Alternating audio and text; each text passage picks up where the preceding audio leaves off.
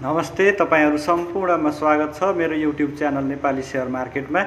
Share market सम्बन्धी विविध जानकारी दिने क्रममा आज पनि म एउटा एकदमै जानकारीमूलक भिडियो लिएर आएको छु। भिडियो अन्तिमसम्म हेरेर साथ दिनु होला, साथै च्यानललाई सब्स्क्राइब गरेर बेल आइकन पनि थिचिदिनु होला।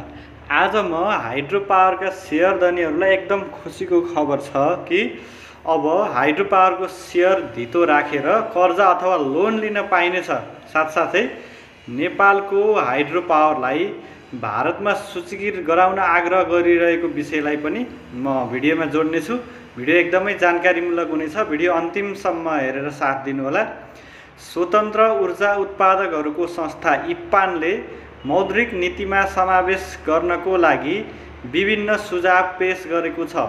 इप्पानले असार 1 गते नेपाल राष्ट्र बैंकका गभर्नर महाप्रसाद अधिकारीलाई सुझाव तथा मागहरू पेश गरेको हो। इप्पानले पेश गरेको सुझावमा सूचीकृत हाइड्रो कम्पनीहरूको शेयरमा बैंक तथा वित्तीय संस्थाहरूको समेत लगानी गर्नुपर्ने अनिवार्य व्यवस्था लागू गरिदिन आग्रह गरिएको छ। त्यस्तै जलविद्युत कम्पनीको शेयरको धितोमा सरल ब्याज दरमा कर्जा लिन पाउने व्यवस्था गरिदिन पनि आग्रह गरिएको छ। सुझावमा जलविद्युत कम्पनीको शेयरमा लगानी गर्न विदेशी लगानीकर्ताहरूलाई पनि खुल्ला गरिदिन अनुरोध गरिएको छ भने भारतको स्टक एक्सचेन्जमा नेपालका जलविद्युत कम्पनीहरूको शेयर सूचीकरण गरी कारोबार गर्न पाउने व्यवस्था गरिदिनु हुन पनि इप्पानले अनुरोध गरेको छ। नेपालको धितोपत्र बजारमा जलविद्युत कम्पनीहरूको शेयरले महत्त्वपूर्ण स्थान ओगटेको र धेरैवटा जलविद्युत कम्पनीहरू धितोपत्र बजारमा सूचीकरण भई कारोबार गरिरहेकाले यस्तो व्यवस्था गर्न इप्पानले माग गरेको हो। त्यस्तै जलविद्युत आयोजनाका लागि विदेशबाट कर्जा लिन सहज व्यवस्था गर्न माग गरिएको छ। आर्थिक वर्ष 2076-77 को मौद्रिक नीतिले निजी कम्पनीहरूले पनि विदेशबाट ऋण लिन पाउने सीमित व्यवस्था गरेकाले यस्तो ऋणको ब्याज दर तथा ऋण लिने रकमको सीमा वृद्धि गरी शर्तहरू खुकुलो बनाइदिन इप्पानले माग गरेको छ।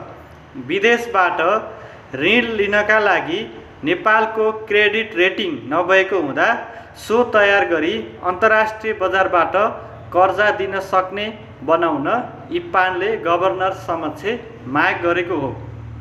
त्यस्तै निर्माणाधीन आयोजनालाई पनि पुनर्कर्जा दिने व्यवस्था गर्न इप्पानले माग गरेको छ।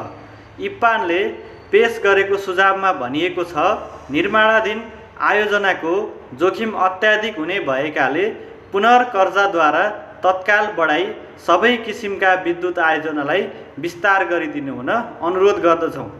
जलविद्युत आयोजनाका लागि लिएको बैंक कर्जाको भुक्तानी अवधि 12 वर्षसम्म हुने गर्दछ, तर नेपाल राष्ट्र बैंकले दिने पुनर्कर्जा 1 वर्षको लागि मात्र हुने र एक पटक मात्र नवीकरण हुने हालको व्यवस्थामा सुधार गरी जलविद्युत आयोजनाले दीर्घकालीन रूपमा पुनर्कर्जा पाउने व्यवस्था गरिदिनु हुन अनुरोध गर्दछौँ। निर्माण पुरा भई सञ्चालनमा रहेका जलविद्युत आयोजनाहरूमा जोखिम न्यून हुने हुँदा यी आयोजनाको जलविद्युत लगानी तथा विकास कम्पनीले पुनर्कर्जा दिने व्यवस्था गरिदिनु हुन समेत अनुरोध गर्दछौँ, इप्पानले भनेको छ। त्यस्तै हाइड्रो पावर कम्पनीलाई स्थिर ब्याज दर लागू गर्न माग गरिएको छ। बजारमा बढेको महँगीको कारण जलविद्युतको उत्पादन लागत समेत अत्याधिक बढ्न गएको र हालको खर्चमा नयाँ आयोजना निर्माण गर्न प्राय असम्भव हुने अवस्थालाई मध्यनजर गरी जलविद्युत आयोजनाको लागि 6% को स्थिर ब्याज दर कायम गरिदिन बाध्यकारी व्यवस्था गर्न माग गरिएको छ। आगामी वर्ष 2078-79 को मौद्रिक नीति मार्फत वाणिज्य बैंकहरूले कुल ऋण तथा सापटी प्रदान गर्ने रकमको 15% रकम विद्युत आयोजनाहरूमा अनिवार्य रूपमा लगानी गर्ने व्यवस्था गर्न पनि इप्पानले माग गरेको हो। देशले 10 वर्षमा विक्रम सम्वत 2074 देखि 84 सम्म 15,000 मेगावाट विद्युत उत्पादन गर्ने लक्ष्य लिएको र यसको लागि 2 लाख करोड लगानी आवश्यक पर्ने भएकाले बैंकहरूले लगानी बढाउनु पर्ने इप्पानको माग छ।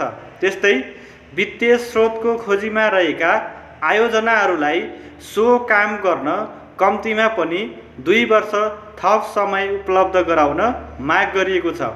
वित्तीय बजारमा हुन सक्ने तरलताको अभावलाई ध्यानमा राखी दात्री निकायहरू समेतको सहयोगमा एउटा बास्केट फन्डको सिर्जना गरी जलविद्युत आयोजनाको निर्माणमा प्रयोग गर्ने व्यवस्था गर्न इप्पानले माग गरेको छ। निर्माणाधीन आयोजनाहरूको निर्माण अवधि बढ्नाले ऋण अत्याधिक बढ्न गई आयोजनाहरूले सामा तथा ब्याज तिर्न नसक्ने जोखिम बढेको र सो हुँदा सम्पूर्ण ब्याङ्किङ क्षेत्र र नेपालको अर्थतन्त्र गम्भीर रूपमा प्रभावित हुने हुँदा यी आयोजनाहरूलाई बढ्न गएको ब्याजको भारबाट मुक्ति दिन दात्री निकायहरू समेतको सहयोगमा एउटा राहत कोषको व्यवस्था गरी ब्याज भार नपर्ने व्यवस्था गर्न समेत इप्पानले सुझाव दिएको छ। सर्वेक्षण अनुमति शुल्कमा 75% छुट र निर्माणाधीन आयोजनाहरूलाई सहुलियत ऋण उपलब्ध गराइदिन पनि इप्पानले माग गरेको छ। यो त भयो साथीहरू तपाईहरूको हाइड्रो पावरको सेयरलाई धितो राखेर लोन लिन इप्पानले माग गरेको विषयलाई लिएर अब लागौँ सेयर मार्केटमा अस्ति नेप्सेले जारी गरेको 51वटा कम्पनीहरूको सेयर कारोबार गर्दा होसियारी रहनुहोला भन्ने विज्ञप्तिले के असर पार्यो त भन्ने विषयमा। हिजो त्यो विज्ञप्तिले एकदमै प्रभाव पारेको देखिन्थ्यो। धेरै कम्पनीहरूको सेयर, त्यो मध्ये पनि हाइड्रो पावरहरूको सेयर एकदम नेगेटिभ लेभलमा कारोबार भएको देखिन्थ्यो। तर आज केही आशा पलाएको छ। नेप्सेमा हाइड्रो पावरहरूले पोजिटिभ सर्किटमै केही कारोबार गरेको देखियो। 2-4 दिन नआत्ती बस्दा केही प्रफिट, राम्रै प्रफिट लिन सक्ने देखिन्छ। विचार गरेर लगानी गर्नुहोला। धन्यवाद।